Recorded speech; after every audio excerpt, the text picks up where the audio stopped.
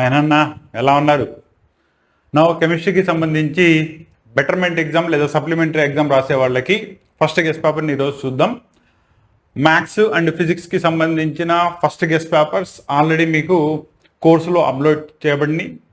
Accordingly దానికి PDFs అయితే కనుక ముందుగానే ఇచ్చేసాను. సో దట్ ఎవరెవరైతే ఆల్రెడీ ఏదో ఒక మెటీరియల్ని తీసుకొని మీ ప్రిపరేషన్ ముందుకు తీసుకెళ్తున్నారో వాళ్ళకి మధ్యలో డిస్టర్బెన్స్ కలగకూడదు అనే ఉద్దేశంతో వాళ్ళకి సంబంధించిన గెస్ట్ పేపర్స్ 3 గెస్ట్ పేపర్స్ని కూడా కరస్పాండింగ్లీ మీకు కోర్స్ స్ట్రక్చర్లో ఇవ్వడం జరిగింది. బోత్ మ్యాథ్స్ వాళ్ళకి తీసుకున్నా, ఫిజిక్స్ వాళ్ళకి తీసుకున్నా, కెమిస్ట్రీ వాళ్ళకి తీసుకున్నా, బయాలజీ, ఇంగ్లీష్ అండ్ సాంస్క్రిట్ తీసుకున్నా కూడా అప్లోడ్ చేయడం జరిగింది. అండ్ అలాగే సెకండ్ ఇయర్ వాళ్ళు ఎవరైనా కనుక ఎంసెట్ రాస్తున్నట్టయితే ఎంసెట్కి సంబంధించిన మాక్ టెస్ట్లు అండ్ గెస్ట్ పేపర్స్ అనుకోండి, అది 4 గెస్ట్ పేపర్స్ సబ్జెక్ట్ వైజ్ కూడా మీకు షార్ట్ టర్మ్ కోర్సులో అవైలబుల్ ఉంది. అండ్ దానికి సంబంధించిన డీటెయిల్స్ అన్ని కూడా మీకు ఎంసెట్కి సంబంధించిన క్లాస్లో డిస్క్రిప్షన్లో ఇచ్చాను, కాబట్టి ఛానల్ ద్వారా మీరు దాన్ని చూసుకోవచ్చు. అండ్ ఈరోజు మన క్లాస్ మెయిన్ సెషన్ వచ్చేటప్పటికల్లా కెమిస్ట్రీ యొక్క ఫస్ట్ పేపర్ డిస్కషన్ జాగ్రత్తగా చూసుకోండి. 1 మార్కు, 2 మార్కు, 4 మార్కు, 8 మార్కు చదివేటప్పుడు 2 పాయింట్స్ జాగ్రత్తగా గుర్తుపెట్టుకోండి. సైమల్టేనియస్లీ నోట్స్ని ప్రిపేర్ చేసుకుంటూ చదవడం చాలా ఇంపార్టెంట్, ప్రిలిమినరీ ఇంపార్టెంట్. బికాస్ కెమిస్ట్రీలో వచ్చేటప్పటికల్లా మీరు ఈక్వేషన్స్ని గుర్తుపెట్టుకోవడం కష్టం. ఒకవేళ ఈక్వేషన్స్ని గుర్తుపెట్టుకొని దానిలో కరస్పాండింగ్ కాంపౌండ్స్ యొక్క కామన్ నేమ్స్ కానీ లేదా సైంటిఫిక్ నేమ్స్ కానీ కింద కనుక రాయకపోతే మార్క్స్ తీసేస్తారు. రెండోది benzene, that is aromatic compounds యొక్క స్ట్రక్చర్స్ రాసేటప్పుడు బెంజీన్ యొక్క స్ట్రక్చర్ని C6H6 అని రాయకుండా దాని యొక్క బెంజీన్ స్ట్రక్చర్ వేయాలి. ఇవి చాలా ఇంపార్టెంట్. నెక్స్ట్ అటామిక్ స్ట్రక్చర్ కానీ, పీరియాడిక్ క్లాసిఫికేషన్ కానీ, కెమికల్ బాండింగ్ కానీ తీసుకునేటప్పుడు హైబ్రిడైజేషన్స్ ఏముంటాయి, స్ట్రక్చర్స్ ఏమవుతాయి, బాండ్ యాంగిల్స్ ఏమవుతాయి, కంపల్సరీ మెన్షన్ చేయాలి. సో ఇవన్నీ చూసుకుంటూ సైమల్టేనియస్లీ మీరు రిటర్న్గా ప్రాక్టీస్ చేసుకుంటూ రివిజన్ చేసుకోండి. బెటర్మెంట్ లేదా సప్లిమెంటరీ దానిలో మంచి రిజల్ట్ని గెయిన్ చేసుకునే ఛాన్సెస్ ఉంటాయి. ఓకేనా? అంతే తప్ప యాప్ పర్చేస్ చేసినంత మాత్రానో, కోర్స్ తీసుకున్నంత మాత్రానో, గెస్ట్ పేపర్స్ చూసినంత మాత్రానో మీ రిజల్ట్లో ఏ మార్పు రాదు. దీన్ని జాగ్రత్తగా గుర్తుపెట్టుకోండి అన్న. క్లారిటీ వచ్చిందా? నౌ కెమిస్ట్రీ డిస్కషన్లోకి వెళ్దాం. First 1 by 1 2 marks questions, 1 mark question జాగ్రత్తగా చూసుకొని వెళ్ళండి.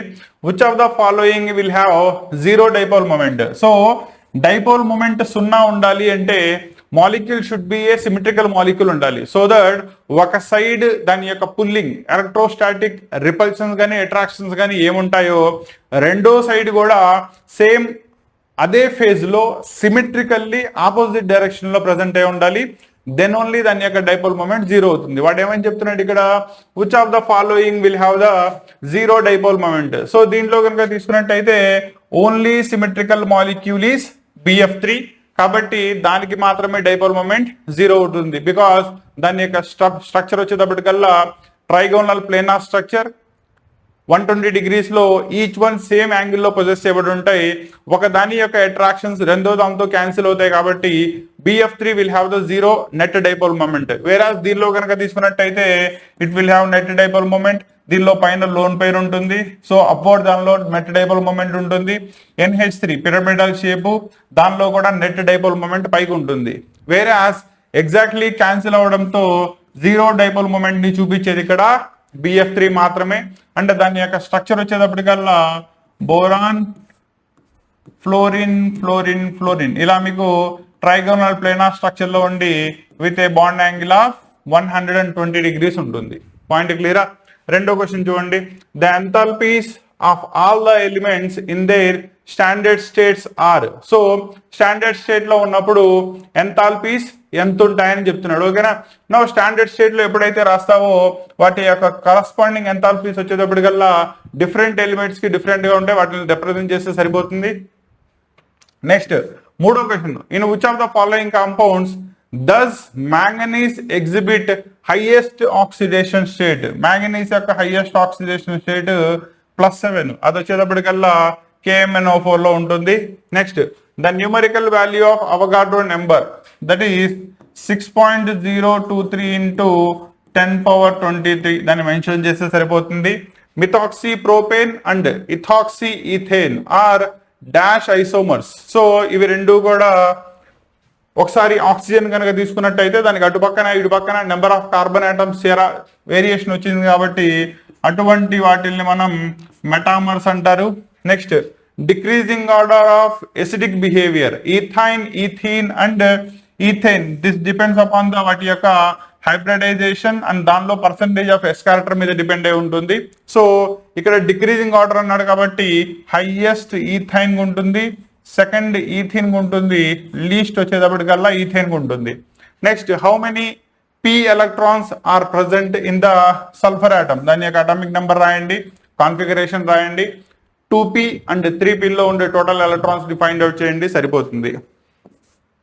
మోస్లెస్ modern law, that is the physical and chemical properties of the elements are the periodic functions of atomic numbers అని చెప్పేదాన్ని దాని యొక్క Moseley periodic law or modern periodic law అంటారు, దాన్ని గుర్తుపెట్టుకోండి.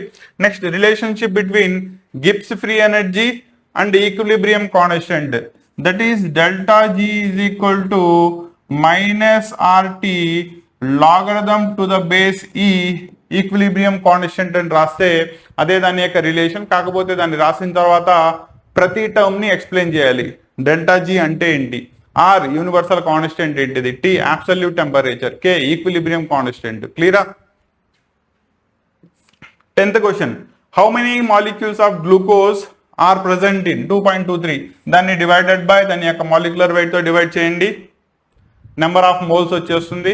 ఒక్కో మోల్లో 6.023 ఇంటూ 10^23 మాలిక్యూల్స్ ఉంటాయి కాబట్టి నీకు number of molecules into multiplication చేసుకుంటే వచ్చేస్తుంది.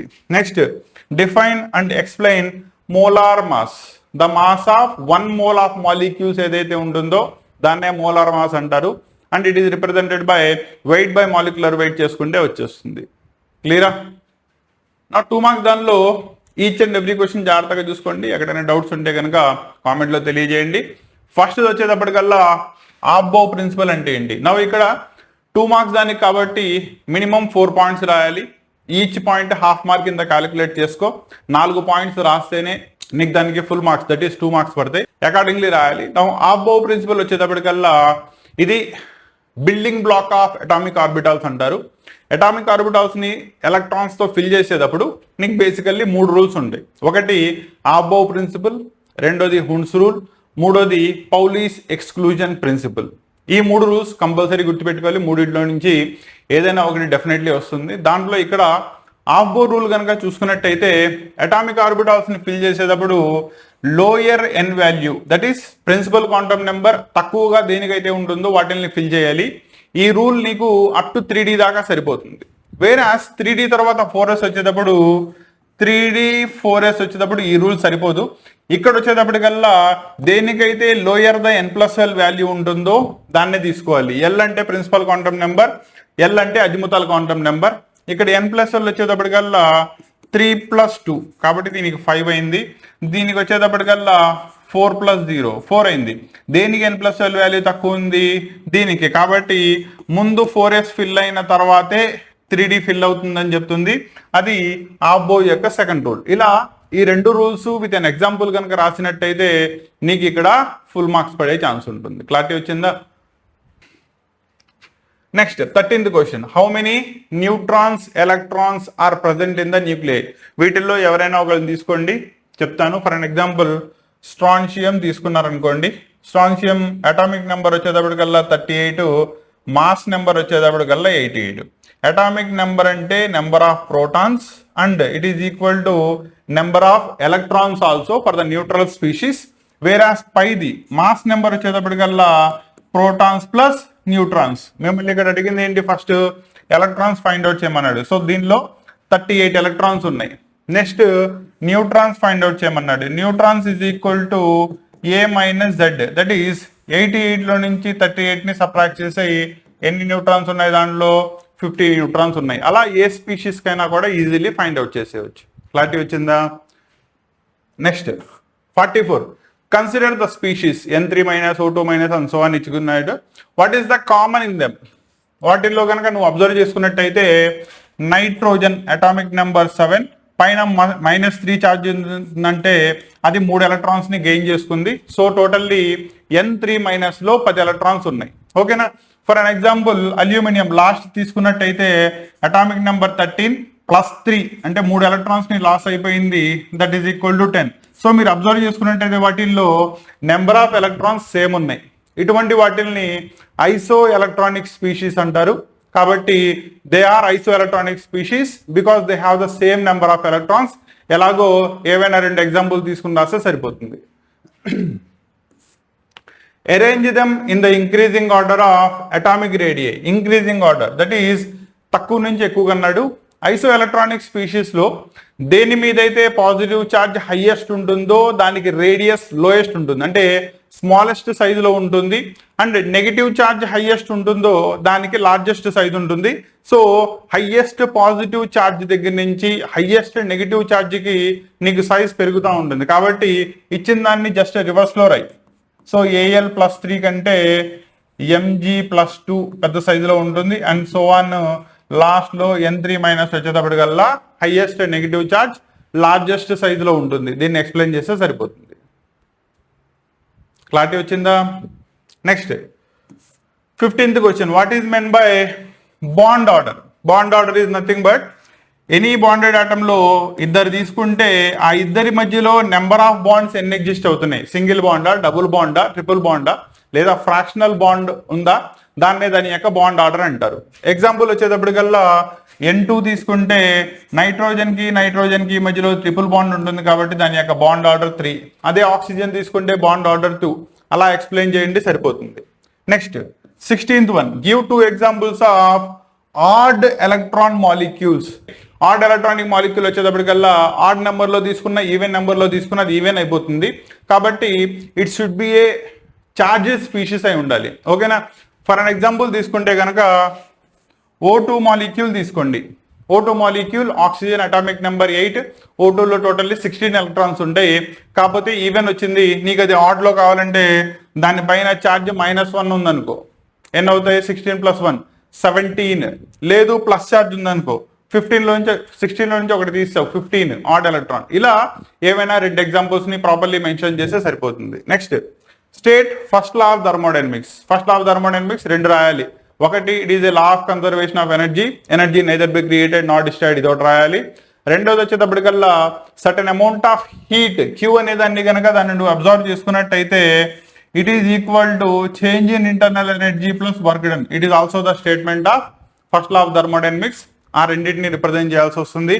Next heterogeneous equilibrium, homogeneous equilibrium. For an example N2 + 3H2 gives rise to 2NH3. That is Haber's process ని కన్సిడర్ చేయి. ప్రతిదీ కూడా సపోజ్ నువ్వు గ్యాసియస్ స్టేట్ లో తీసుకుంటే అన్ని కూడా సేమ్ ఫేజ్ లో, దట్ ఈస్ సేమ్ స్టేట్ లో ప్రజెంట్ ఉన్నాయి కాబట్టి దాన్ని హోమోజీనియస్ ఈక్విలిబ్రియం అంటారు.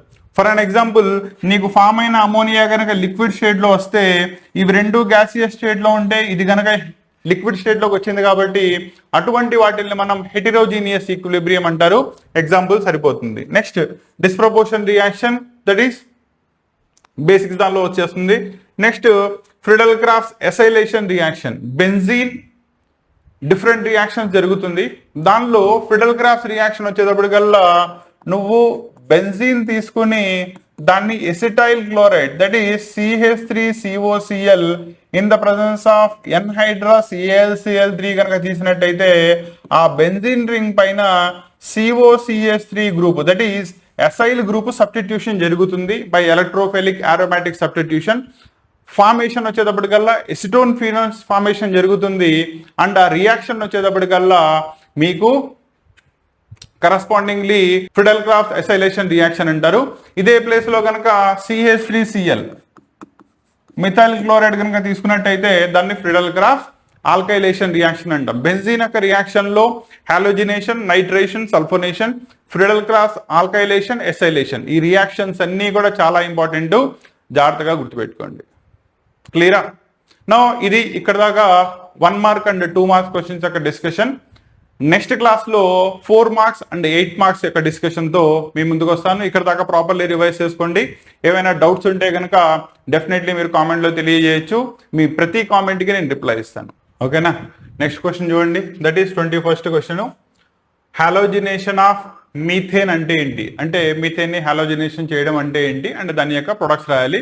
యాక్చువల్లీ మీరు methane that is nothing but CH4, దానిలో ఏదో ఒక halogenation Cl2 in the presence of light, because they are the photochemical halogenation reactions. కాబట్టి మీకు రెండు ప్రొడక్ట్స్ వస్తాయి. ఒకటి మోనోక్లోరినేషన్ కనుక జరిగినట్టయితే Cl, వేరాస్ మొత్తం కనుక అయిపోయినట్టయితే Cl4, కార్బన్ టెట్రాక్లోరైడ్ దాకా వస్తుంది. నా CH3Cl అంటే ఈ పార్ట్ ఎక్కువ ఉండాలంటే మీథేన్ ఎక్సెస్ లో తీసుకోవాలి, Cl4 అవ్వాలి అంటే క్లోరిన్ ఎక్సెస్ లో తీసుకోవాలి. అవి రెండు కనుక క్లియర్లీ మెన్షన్ చేసినట్టయితే నీకు దానికి వచ్చే 2 మార్క్స్ పడతాయి.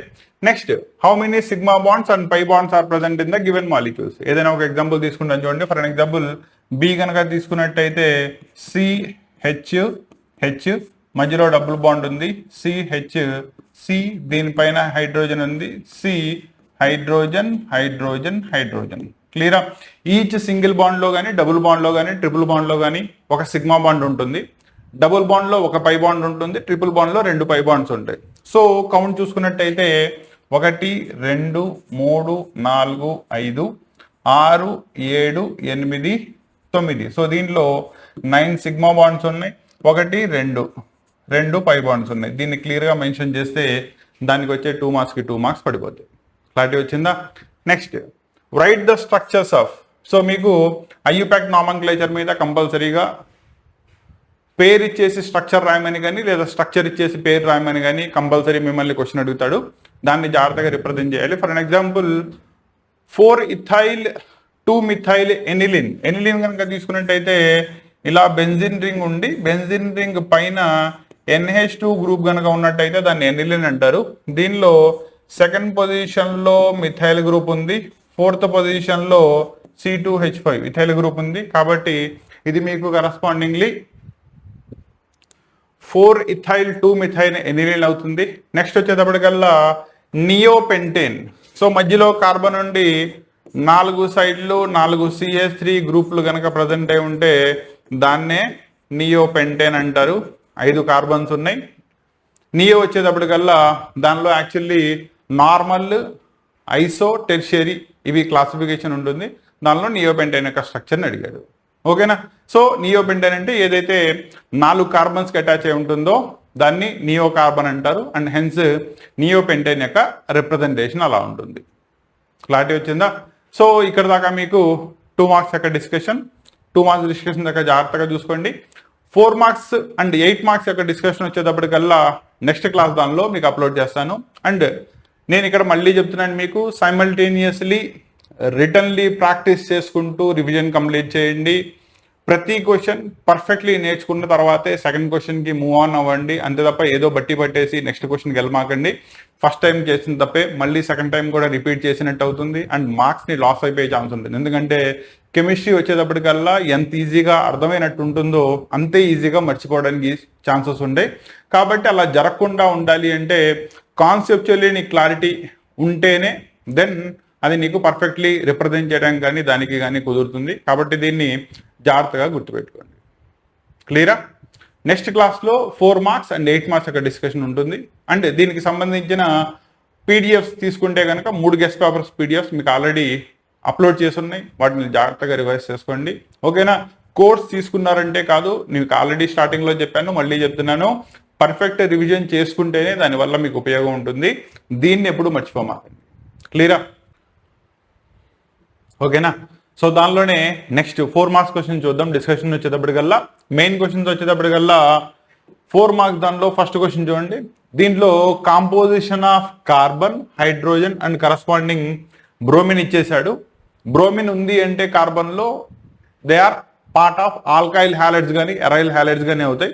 నా వీటిల్లో వచ్చేటప్పటికల్లా ఒక్కొక్క దాని యొక్క పర్సంటేజ్ 12.8% ఆఫ్ కార్బన్ ఉంది, 2.1% ఆఫ్ హైడ్రోజన్ ఉంది, 8.5% ఆఫ్ బ్రోమిన్ ఉంది. కాబట్టి దానిలో ఏం చేస్తారు, లీస్ట్ పార్ట్ని తీసుకెళ్ళి ఒక్కొక్క దాంతో డివైడ్ చేసుకోండి. మీకు కరస్పాండింగ్ కన్స్టిట్యూయెంట్ పార్టికల్స్ వచ్చేస్తాయి. కన్స్టిట్యూయెంట్ పార్టికల్స్ ని ఒక ప్యాటర్న్లో అరేంజ్ చేసుకున్నట్టయితే ఎంపిరికల్ ఫార్ములా వస్తుంది అండ్ హెన్స్ దాని నుంచి దాని యొక్క మాలిక్యులర్ ఫార్ములాని డిరైవ్ చేసేయచ్చు. కాబట్టి హెన్స్ దాని యొక్క molecular formula that is nothing but number of moles ఎన్ని ఉన్నాయో డివైడ్ చేసుకుంటే వచ్చేస్తుంది. దాంతో రాయండి, మీకు కరస్పాండింగ్లీ దాని యొక్క మాలిక్యులర్ ఫార్ములా వచ్చేస్తుంది. నెక్స్ట్ ఫోటో ఎలక్ట్రిక్ ఎఫెక్ట్ అంటే ఏంటి, concept of photo electric effect proposed by Einstein, మొత్తాన్ని ఎక్స్ప్లెయిన్ చేయాలి. దీనిలో ఏదైనా మెటల్ సర్ఫేస్ మీద సర్టెన్ థ్రెషోల్డ్ ఫ్రీక్వెన్సీతో గనక ఇన్సిడెంట్ అయినట్టయితే లైట్, ఇందులోంచి ఎలక్ట్రాన్ ఎజెక్ట్ చేయబడుతుంది. That is with a kinetic energy K E.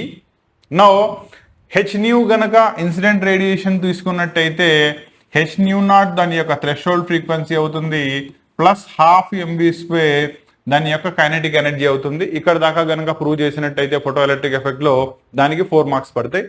Next, which of the following will be the most negative electron gain enthalpy, 4 ఇచ్చాడు. Phosphorus, sulphur, chlorine and fluorine. Actually మీరు తీసుకుంటే కనుక nitrogen, arsenic, fluorine, దాని కింద phosphorus, sulphur, chlorine. మీకు ఇచ్చిన elements ఈ 4 కరెక్టేనా? Phosphorus, sulphur, fluorine and chlorine. Actually మీకు లెఫ్ట్ నుంచి రైట్కి వెళ్ళేటప్పటికల్లా ఎలక్ట్రాన్ గెయిన్ ఎంథాల్పీ పెరుగుతుంది కాబట్టి ఫ్లోరిన్కి ఎక్కువ ఉంటుంది.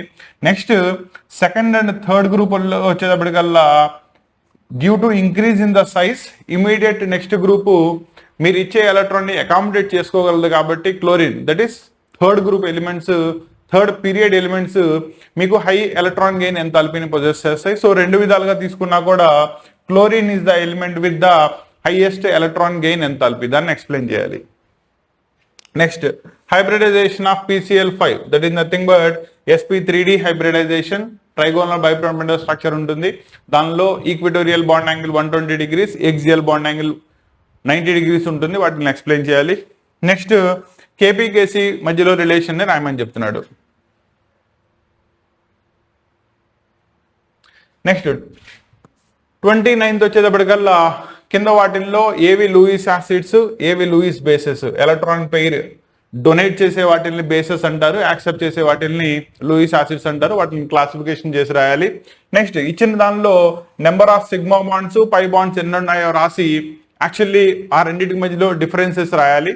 నెక్స్ట్ 31, ఎంట్రోపీ అంటే ఏంటి, ఎగ్జాంపుల్స్ తో పాటు ఎక్స్ప్లెయిన్ చేయాలి. That is nothing but randomness of a system, change in entropy is represented by the amount of heat absorbed reversibly divided by the change in temperature. అక్కడ దాకా కనుక రాసినట్టయితే మీకు 4 మార్క్స్ పడతాయి. నెక్స్ట్, హీట్ కెపాసిటీస్, CPCV మధ్యలో relation prove చేయాలి. Next, కింద ఇచ్చిన దాన్ని బ్యాలెన్స్ చేయాలి. Acid medium, base medium, acid మీడియంలో ఇచ్చాడు, కాబట్టి H+ ని యాడ్ చేసుకుని బోత్ సైడ్స్ టిల్ 4 steps. ముందు వచ్చేటప్పటికల్లా అదర్ దాన్ హైడ్రోజన్ ఎవరున్నారో ముందు వాటిని బ్యాలెన్స్ చేయాలి. నెక్స్ట్ కమ్స్ హైడ్రోజన్, ఇంకా లాస్ట్ లో చార్జెస్ ని బ్యాలెన్స్ చేయడం. ఇలా సీక్వెన్షియల్లీ రాసుకుంటా వెళ్తేనే దానిలో 4 మార్క్స్ కి 4 మార్క్స్ పడతాయి.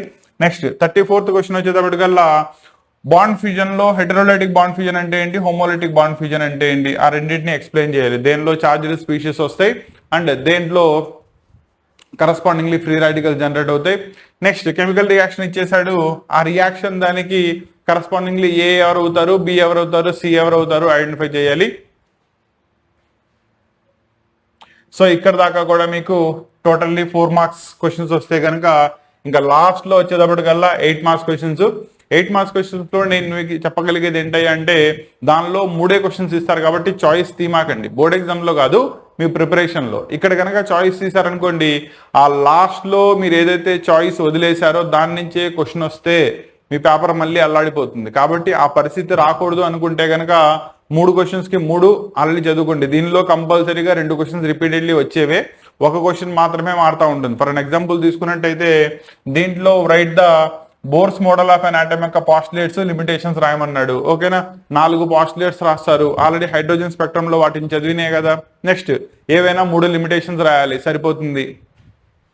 నెక్స్ట్, పీరియాడిక్ ప్రాపర్టీస్ అంటే ఏంటి, వాటిల్లో atomic radius, ionisation enthalpy, electronegativity మూడింటిని డిస్క్రైబ్ చేసి వీటి యొక్క ప్యాటర్న్, ట్రెండ్ని ఎక్స్ప్లెయిన్ చేయాలి. అంటే గ్రూప్ లో పైనుంచి కిందకు వచ్చేటప్పటికల్లా ఈ ప్రాపర్టీస్ ఎలా మారుతాయి, లెఫ్ట్ నుంచి రైట్ వెళ్ళేటప్పటికల్లా ఎలా మారుతాయి. For an example atomic size కనుక తీసుకున్నట్టయితే గ్రూప్ లో పైనుంచి కిందకు వచ్చేటప్పటికల్లా అటామిక్ సైజ్ పెరుగుతూ ఉంటుంది.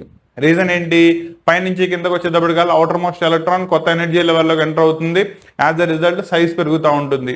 వేరే ఆ పీరియడ్ లో లెఫ్ట్ నుంచి రైట్కి వెళ్తే న్యూక్లియర్ ఛార్జ్ పెరుగుతుంది కాబట్టి అట్రాక్షన్ టువర్డ్స్ ద న్యూక్లియస్ పెరుగుతుంది and hence షింకింగ్ of the atom జరుగుతుంది, అంటే సైజ్ తగ్గుతుంది. వాటిని క్లియర్ కట్ గా 1 by 1 ఎక్స్ప్లెయిన్ చేసుకుంటూ వెళ్ళాలి. క్లియరా? ఇంకా లాస్ట్ లో వచ్చేటప్పటికల్లా any 2 methods for the preparation of ethylene, that is CH2 double bond CH2. దాని ప్రిపరేషన్ కి ఏవైనా 2 మెథడ్స్ రాయాలి. Best one dehydrohalogenation reaction రాయొచ్చు. బట్ ఈ ఆల్కైల్ హాలైడ్ తీసుకొని ఆల్కహాలిక్ KOH తో కనుక ట్రీట్ చేసినట్టయితే పక్కన వాటి నుంచి హైడ్రోజన్ హాలోజన్ నీకు రిమూవ్ అయిపోతాయి. యాజ్ అ రిజల్ట్ నీకు వచ్చేస్తుంది. నెక్స్ట్ డిహైడ్రేషన్ రియాక్షన్స్ ని రాయొచ్చు. ఓకేనా? ఇలా ఏవైనా 2 రియాక్షన్స్ ని మెన్షన్ చేయండి. Next ozonolysis process, cold dilute KMnO4, that is base reagent తో ఎలా రియాక్ట్ అవుతుంది. లాస్ట్ లో ఎడిషన్ రియాక్షన్ విత్ బ్రోమిన్ దాన్ని ఎక్స్ప్లెయిన్ చేయాలి. క్లియరా? సో ఇవి 8 మార్క్స్ కి సంబంధించినవి. సో ఇది ఓవరాల్ గా మీకు first guest paper for this betterment exams. మళ్ళీ చెప్తున్నాను, ఆల్రెడీ చాయిస్ అన్ని తీసేసి తయారు చేసిన క్వశ్చన్ పేపర్ కాబట్టి మళ్ళీ వీటిల్లోంచి చాయిస్ తీమాకండి అన్న. మళ్ళీ చెప్తున్నాను, చాయిస్ వదిలేసి కంప్లీట్లీ అన్ని చదవండి. సో దట్ రేపు మీకు బెటర్మెంట్ ఎగ్జామ్స్ లో మంచి స్కోర్ ని గెయిన్ చేసుకునే ఛాన్స్ ఉంటుంది. వేరాస్ 2 మార్క్స్ 1 మార్క్ లో వచ్చేటప్పటికల్లా మీకు ఎలాగో చాయిస్ లేదు కాబట్టి దానికి సంబంధించి ఇంకా అడిషనల్ క్వశ్చన్స్ కూడా ప్రిపేర్ అవ్వాల్సి వస్తుంది. వాటిని కూడా మీకు సైమల్టేనియస్లీ అందిస్తాను. ఓకేనా? Only the thing is, course తీసుకున్నంత మాత్రాన లేదా ఎన్రోల్ అయినంత మాత్రాన మీ రిజల్ట్ లో తేడా రాదు. మళ్ళీ చెప్తున్నాను, ఆ కోర్స్ని యూటిలైజ్ చేసుకుంటే క్లాసెస్ అన్ని కూడా ప్రాపర్లీ అటెండ్ అయ్యి ఏమేమి గెస్ట్ పేపర్స్ ఇస్తున్నారు, ప్యాటర్న్ ఎలా రాయాలని చెప్తున్నారు, ఏ ప్యాటర్న్ లో రిప్రజెంట్ చేస్తే మనకి 10% మార్క్స్ ని గెయిన్ చేసుకునే ఛాన్స్ ఉంటుంది, ఇవన్నీ చూసుకుంటూ మీ ప్రిపరేషన్ ని ముందుకు తీసుకెళ్ళండి. దెన్ ఓన్లీ మీరు కోర్స్ తీసుకున్న దానికి అండ్ ప్రాపర్లీ ప్రిపేర్ అయిన దానికి మంచి రిజల్ట్ కనబడుతుంది. ఓకేనా?